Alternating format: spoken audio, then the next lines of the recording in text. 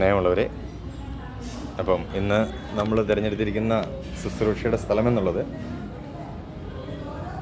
നിർമ്മൽ ജ്യോതി എന്ന വസന്തകുഞ്ചിലുള്ള മാനസികമായിട്ട് ബുദ്ധിമുട്ടിൽ കഴിയുന്ന 10-20ഓളം മക്കളെ പാർപ്പിച്ചിരിക്കുന്ന ഒരു സ്ഥലമാണ്.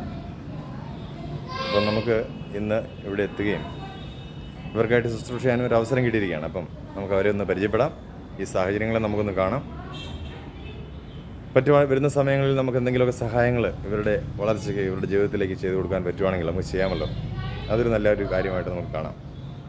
ഞങ്ങളുടെ ഈ സ്കൂളിൽ, ഈ സ്ഥാപനത്തിൽ അനാഥരായിട്ടുള്ളത്, ഓർഫൻസ് ആയിട്ടുള്ള 20 പെൺപിള്ളേരെ, അതായത് മെൻ്റലി കുട്ടികളെ ഞങ്ങളിവിടെ കുട്ടികൾക്ക് വേണ്ടി സേവനം ചെയ്യുന്നത്. അപ്പോൾ അവർക്ക് ആവശ്യമായിട്ടുള്ള കാര്യങ്ങൾ നിങ്ങൾക്കൊക്കെ താല്പര്യമുണ്ടെങ്കിൽ ഇവർക്ക് വന്ന് കൊടുക്കാവുന്നതാണ്. അപ്പോൾ സിസ്റ്ററിൻ്റെ നേതൃത്വത്തിൽ ഇവിടെ 20ഓളം കുഞ്ഞുങ്ങളെ പാർപ്പിക്കുന്നുണ്ട്.